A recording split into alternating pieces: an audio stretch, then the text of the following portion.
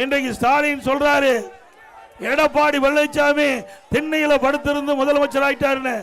திரு ஸ்டாலின் அவர்களே, நீங்க மட்டும் திரு கருணாநிதி குடும்பத்தில் பிறகுனா கவுன்சிலர் கூட ஆக முடியாது. ஆக முடியுமா? ஒரு கிராமத்தில் பிறந்து ஒரு கிளைச்சலாளர் இருந்து ஒன்றிய பொறுப்பு, மாவட்ட பொறுப்பு, மாநில பொறுப்பு, எம்எல்ஏ, எம்பி, அமைச்சர், பிறகு முதலமைச்சர், பிறகு உங்களால் பொதுச் செயலாளர் கட்சிக்கு நான் உழைத்து வந்தேன். உங்க அப்பாவுடைய அடையாளத்தில் வரல. ஸ்டாலின் அவர்களே, உங்க அப்பாவுடைய அடையாளத்தை தான் நீங்க பெற்றிருக்கிறீங்க. எப்பொழுது பார்த்தாலும் ஸ்டாலின் பேசுவார். நான் யார் தெரியுமா? முத்துவேல் கருணாநிதியுடைய மகன் திரு ஸ்டாலின். அப்படி சொல்லத்தான் ஸ்டாலினே தெரியுது. ஐயா அப்பா பேரை சொன்னாதான் ஸ்டாலின் யாருன்னு தெரியுது. திரு ஸ்டாலின் நாங்க அப்படி அல்ல. எடப்பாடி பழனிசாமி தமிழ்நாடு முழுவதும் தெரியுது. இங்கே அண்ணா திமுக உழைப்பு இருக்கு. உழைப்பவர்களுக்கு இடம் உண்டு, மக்களுக்கு உழைக்கின்றவர்களுக்கு இடம் உண்டு. இது ஜனநாயகம் உள்ள ஒரு கட்சி அண்ணா திமுக கட்சி. ஆகவேதான் நீங்க எத்தனை முறை இங்க கட்சியை உடைக்க பார்த்தாலும் உடைக்க முடியல. உடைக்க முடிஞ்சுதா? அது மட்டுமல்ல, திரு உதயநிதி அவர்களே, நீங்க யாருக்காக சென்னை மாநகர் மத்திய பகுதியில் பல 100 கோடி ரூபாய் செலவழிச்சு கார் பந்தயம் நடத்துறீங்க? யாருக்கா என்று வெளிப்படையா சொன்னா உங்களுக்கு அசிங்கமா போயிடும். நீ நாமளுக்கு தேவை இல்லாவிட்டால் நான் மட்டுமல்ல, எங்க நிர்வாகிகள் மட்டுமல்ல, எங்களுடைய அனைத்து இந்திய அண்ணா திராவிட முன்னேற்ற கழக தொண்டர் அதற்கு தகுந்த பதிலடி கொடுப்பார்கள். யாருடைய பணம்? கார் பந்தயம் தேவையா? விவசாயி எவ்வளவு கஷ்டப்படுறாங்க, விவசாய தொழிலாளி எவ்வளவு கஷ்டப்படுறாங்க. அவருக்கு தேவையான திட்டங்கள் கொடுப்பதற்கு பணம் இல்லைங்கிறீங்க. 100 நாள் வேலை திட்டத்தில் பணிபுரிந்த ஊழியருக்கு பணம் இல்லைங்கிறீங்க. எப்படி இந்த கார் பந்தயம் நாட்டுக்கு தேவையா? பல 100 கோடி ரூபாய் செலவு செய்கிறது யாருடைய பணம்? மக்களுடைய வரி பணம். ஏன்னா பேச வைக்கிறாங்க. கருணாநிதி குடும்பத்தை சேர்ந்த திரு ஸ்டாலினும் உதயநிதி ஸ்டாலினும் என்னை பேச வைக்கிறாங்க. என்னுடைய 51 ஆண்டு கால ஆட்சியில் யாரையும் தரக்குறையா பேசினது கிடையாது. ஆனால் நம்மை பற்றி தரக்குறையாக பேசினால் நாம விட மாட்டோம். விட மாட்டோம்ல, தொண்டனே விட மாட்டாங்க. உண்மைதானே? இன்றைக்கு திரு உதயநிதி அவர்களே இன்னைக்கு இந்த நாட்டுடைய துணை முதலமைச்சர். ஆனா 2 மணிக்கு அவர் என்ன பண்றாரு? ஒரு இன்ஸ்டாகிராம்ல ரீபோஸ்ட் பண்றாரு. யாருடைய காலை தேடி நீங்க இன்ஸ்டாகிராம்ல ரீபோஸ்ட் போடுறீங்க? எங்களுக்கு கேட்க தெரியாதா? அது மட்டுமல்ல, ஏற்கனவே நீங்க இப்படி காலை தேடி போய் தான் பால்டால் குடிச்சு தப்பிச்சிருக்கிறீங்க. மீண்டும் பால்டால் குடிச்சா உங்க பாடி தாங்காது தம்பி. எங்க பாடி வலுவான பாடி.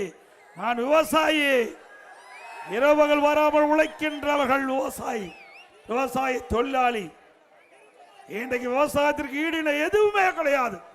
எவ்வளவு பணக்காரன் இருந்தாலும் அதிகாரி கண்டா பயப்படணும். நம்ம பயம் இல்லாத ஒரே தொழில் வேளாண்மை தொழில், விவசாய தொழில். அதனாலதான் என்னை ஒன்றும் பண்ண முடியல. யாருமே வழக்கு போட்டு பார்த்தாங்க, நம்ம வழக்கு போட முடிஞ்சுதா? இன்றைக்கு திரு மோடி பத்தி பேசினார்.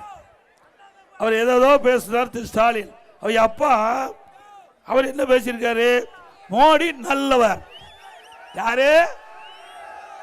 திரு கருணாநிதி அவர்கள் பேசுறது நரேந்திர மோடி மிகவும் நல்லவர். யார் பேசுறது? முத்துவேல் கருணாநிதி அவர்கள் பேசியது. முத்துவேல் கருணாநிதி மகன் யாரு? எப்ப பார்த்தாலும் எங்க அப்பா வழியில் நடக்கிறேங்கிறாரு. அப்படி அப்பா வழியில் நடக்கிறேன்னா திரு நரேந்திர மோடி நல்லவன் சொன்னாரு. அப்படின்னா அதன் வழியில் தான் நடக்கணும். ஆக இன்னொருத்தர் இப்பதான் வந்திருக்குது.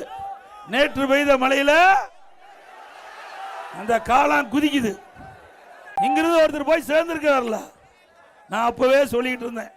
எங்க ஆளுகள்லாம் கூட ஒருத்தர் 2 பேரு அண்ணா இவரை சேர்த்திக்கலாம். சேர்த்துனா ஒட்டுமொத்த கட்சிக்கு போயிரும். திமுகவுக்கு பி டீமா இருக்கிறாங்க, உங்களுக்கு தெரியாது அப்படின்னு சொல்லிட்டு இருந்தேன். இப்போ என்னங்கிறாங்கண்ணா, அண்ணா நல்ல வேலைக்கு தப்பிச்சுதுண்ணா அப்படிங்கிறாங்க. ஆக திமுகவுக்கு பி டீம் இருந்தவர் இன்னைக்கு திமுகவுக்கு போயிருக்காரு. கேவலமா இல்ல? ஏங்க அசிங்கமா இல்ல? வேட்டி மாத்தி கட்டிட்டு போட அது ஒரு மனிதரா? மனிதர் பிறந்தால் ரோசமுள்ளவராக இருக்க வேண்டும். அப்படி அந்த மனிதர் இல்ல. பதவிக்காக எதை வேணாலும் செய்கின்ற சில ஜென்மங்கள் மண்ணிலே பிறந்திருக்குது. அதையும் பொன்மனச்செம்மல் புரட்சி தலைவர் எம்ஜிஆர், இதையும் புரட்சி தலைவர் அம்மாவோட ஆசையோட அவர்களை விரட்டி அடிச்சோம். இந்த மண்ணில் ஒருத்தர் பிறந்தாரு, ராசா. அவரு அண்மையில் ஒரு ஆடியோ செய்தி வலைதளங்களில் வந்திருக்குது. பாத்தீங்களா?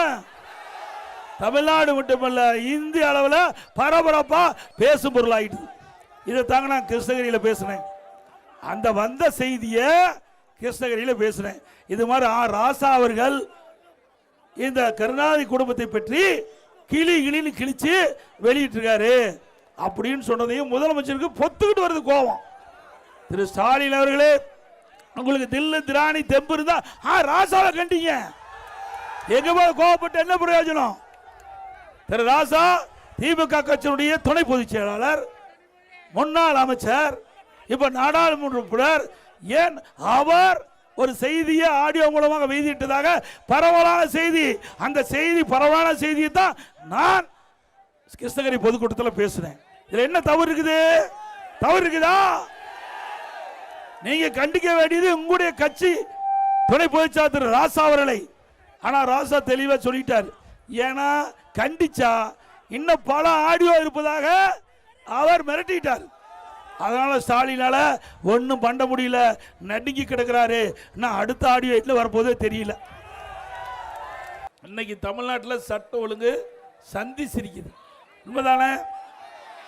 யாருக்காவது பாதுகாப்பு இருக்குதா? சிறுமிக்கு பாதுகாப்பு இருக்குதா? 2 வயசு குழந்தை கூட விட்டு வைக்க மாட்டேங்கிறான். 2 வயசு குழந்தை கூட இந்த மண்ணில் வாழ முடியாத அவலங்களை இந்த ஆட்சியிலே பார்க்கப்படுகிறது.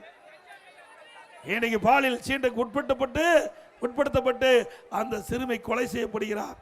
இன்னைக்கு பல பெண்கள் இந்த ஆட்சியில் பாலியல் சீண்டலுக்கு உட்படுத்தப்பட்டிருக்கிறாங்க. இதுதான் இப்படி பாட்டியம்மாவை கூட விட்டு வைக்க மாட்டாங்க. கேவலம் மோசமான ஆட்சி. வாயில பேசுறதுக்கே கூச்சமா இருக்குது. அப்படிப்பட்ட ஆட்சி நடத்திக்கிட்டு நம்ம பத்தி விமர்சனம் செய்யறாங்க. இப்படிப்பட்ட ஆட்சி மீண்டும் தொடர வேண்டுங்களா?